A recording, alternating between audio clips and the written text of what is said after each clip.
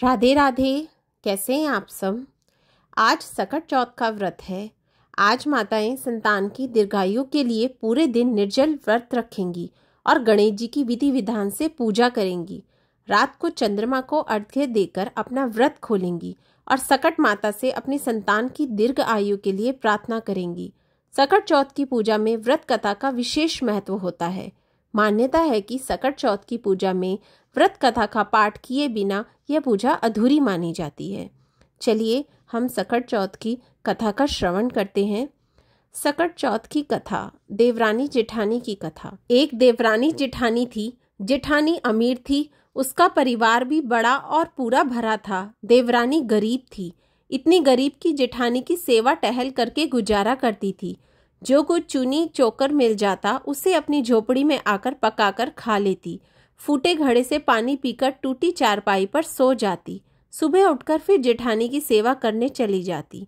साल भर का त्योहार आया। देवरानी भूखी प्यासी जेठानी की टहल करती रही।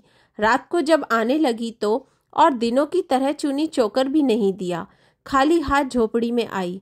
खेत में से बथुआ तोड़ लाई। थोड़े से चावल के कण ढूंढकर इकट्ठे किए। कण के लड्डू बनाए, बथुआ बनाकर रख दिया। रात को सकट माता आई। टटिया की ओर खड़ी होकर बोली, ब्राह्मणी खोलो किवाड़ा। देवरानी बोली, चली आओ माता, किवाड़े कहाँ हैं। भीतर आते ही सकट माता ने कहा, बड़ी भूख लगी है। देवरानी ने कहा, माता जो कुछ दिया है खाओ। कण के लड्डू और बथुए के दोंधा आगे रख दिए। जब सकट माता छक कर खा चुकी तो बोली, पानी तो पिला। देवरानी फूटी गगरी ले आई। पानी पीकर सकट माता ने सोने की इच्छा करी। उसने टूटी खाट बता दी। थोड़ी देर सोने के बाद सकट माता को पौटी लगी। उन्होंने पूछा, पौटी कहाँ जाऊं। देवरानी ने कहा, माता सारा घर लिपा पुता है, जहाँ चाहो बैठ जाओ। सारे घर में उन्होंने पौटी ही पौटी कर दी। फिर भी अभी पूरी तरह निपट नहीं पाई। पूछा, अब कहाँ जाऊं। देवरानी ने कहा, अब मेरे सर पर करो। उन्होंने उसके सर से पांव तक पौटी से नहला दिया और चली गई। सुबह जब देवरानी उठी तो सारी झोपड़ी कंचनमय हो गई। चारों तरफ सोना ही सोना बिखरा पड़ा था। जल्दी जल्दी बटोर कर रखने लगी, पर सोना चुकता ही नहीं था। वह रखते रखते थक गई। इधर जब समय से देवरानी नहीं पहुंची तो जेठानी बहुत ही बिगड़ने लगी।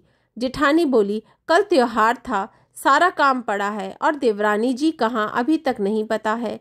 उसने अपने लड़के को भेजा और कहा, जाकर फौरन बुला लाओ। लड़के ने जो खबर दी तो जेठानी का जी धक सा रह गया। दौड़ी दौड़ी पहुंची, देखा चारों तरफ सोना ही सोना बिखरा पड़ा है। देवरानी से पूछा, किसको घूसा किसको मूसा। देवरानी सहज भाव से बोली, ना किसी को घूसा ना मूसा, यह सब सकट माता की कृपा से है। जेठानी ने पूछा, ऐसी क्या सेवा की तूने जो सकट माता प्रसन्न हुई। देवरानी बोली, मैंने तो कुछ नहीं किया, केवल कण के लड्डू और बथुए के दोंधा दिए थे खाने को। इस प्रकार उसने सब कुछ बता दिया। जेठानी घर आई और गरीबों की तरह रहने लगी। साल भर बाद जब सकट माता का त्योहार आया तो देवरानी की भांति कनक के लड्डू बनाए और बथुए के धोंधे बनाए। फूटी गगरी और टूटी चारपाई रख दी और सकट माता की राह देखने लगी। रात में सकट माता ने दरवाजा खटखटाया। जेठानी ने कहा, माता किवाड़े कहाँ है, टटिया खोल आ जाओ। सकट माता ने जो पिछले साल देवरानी के साथ किया था वही सब किया। जेठानी ने कहा, माता जो कुछ है खाओ पियो, तुमसे कुछ छिपा तो नहीं है। सकट माता ने खाया पिया और टांग फैलाकर सोई और आधी रात को घर तथा जेठानी को पौटी से नहला दिया और माता चली गई। सुबह हुई, लड़के बच्चों ने देखा चारों तरफ गंदगी ही गंदगी फैली है। जेठानी भी गंदगी से नहाई निकली। चलना कठिन था, सारा घर बदबू से भर गया। उन्होंने कहा, तुमने यहाँ क्या किया। जेठानी ने खिसियाकर देवरानी को बुलाया। देवरानी आई। जेठानी ने बड़े ताने से कहा, तुमने जो कहा था वह कुछ नहीं हुआ। देवरानी ने कहा, तुमने तो बहन गरीबी का नाटक किया था, तुम्हारे पास तो सब कुछ भरा था, इसी से सकट माता अप्रसन्न हुई।